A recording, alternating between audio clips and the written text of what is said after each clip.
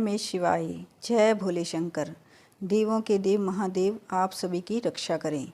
दोस्तों, आज की इस वीडियो में मैं आपके लिए लेकर आई हूँ सावन के महीने में सुनी जाने वाली भोलेनाथ की कथा। कहा जाता है कि देवों के देव महादेव अपने में कई रहस्य समेटे हुए हैं। जैसे ब्रह्मांड का ना कोई अंत है, ना कोई ओर छोर और ना ही इसका आरंभ है। ठीक उसी प्रकार शिव अनादि हैं। संपूर्ण ब्रह्मांड शिव के अंदर ही समाया हुआ है। जब कुछ नहीं था तब भी शिव थे और जब कुछ नहीं होगा तब भी शिव ही होंगे। तो आइए दोस्तों, सुनते हैं आज की कथा। कथा प्रारंभ करने से पहले आप सभी से अनुरोध है कि वीडियो को लाइक करके कमेंट बॉक्स में भोलेनाथ की जय जरूर लिखिएगा। भोलेनाथ का नाम लेने से भोलेनाथ अपने भक्तों की सभी मनोकामनाएं पूरी करते हैं। दोस्तों, आपको मेरे चैनल पर हर दिन सावन के महीने में सुनी जाने वाली कथाएं इसी तरह से मिलती रहेंगी। तो आइए सुनते हैं श्रावण मास महात्म्य का 25वां अध्याय, पिठोर व्रत।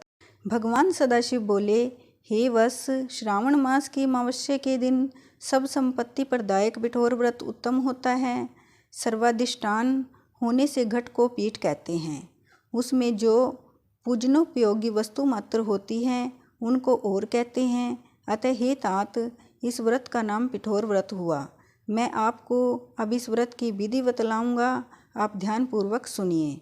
दीवार को पहले श्वेत रंग या पीले रंग से पोतना चाहिए, फिर उसमें तांबे का रंग पोतें और उस तांबे के रंग पर साधक मध्य भाग में पार्वती सहित शिवलिंग या मूर्ति अंकित करके उसके चहुं ओर संसार की सभी चीज़ें अंकित करनी चाहिए।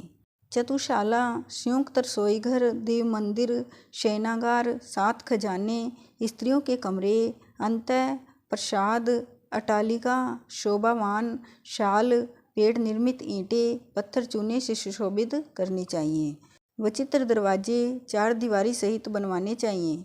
बकरी, गऊ, भैंस, अश्व, ऊंट, हाथी, पालकी, रथयान आदि नाना प्रकार के वाहन, स्त्री, बाल, वृद्ध, युग पुरुष, सन्यासी, झूला, नाना प्रकार के मचान, सोने चांदी, तांबे, शीशे, लोहे, मिट्टी, रांगा द्वारा बने हुए अनेक तरह के पात्र, सभी प्रकार के खाट खटोले, पीढ़े, शैया तथा तकिए, मसनद आदि, बिल्ली, मैना आदि पक्षी, स्त्री तथा पुरुषों के अनेक प्रकार के गहने, बिछौने, गलीचे आदि, यज्ञ के सभी पात्र, स्तंभ, दंड, मंथनार्थ 3 रस्सियाँ, दूध, मक्खन, दही, मट्ठा, तक्र, घी, तेल, तिल, गोधूम, अक्षत, अरहर, जौ, मक्का, चना, मसूर, कुल्थी, मूंग, प्रियंगू, तिल, कोंदो, अलसी, सावा, उड़द,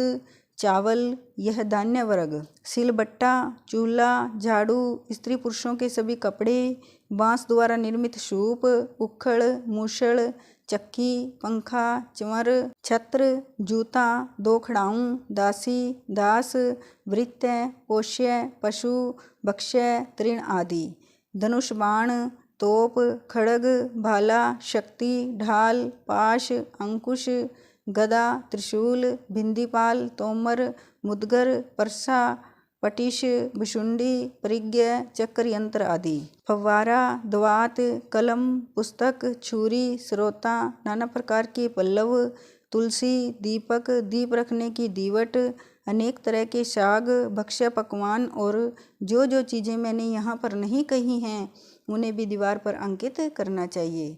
जगत की चीज़ों के अंकित करने के संबंध में मैं कहाँ तक कहूँ, क्योंकि एक एक चीज़ के 100 प्रकार कहे गए हैं। दीवार पर सभी चीज़ों को अंकित करके 16 उपचारों से उनकी पूजा करनी चाहिए।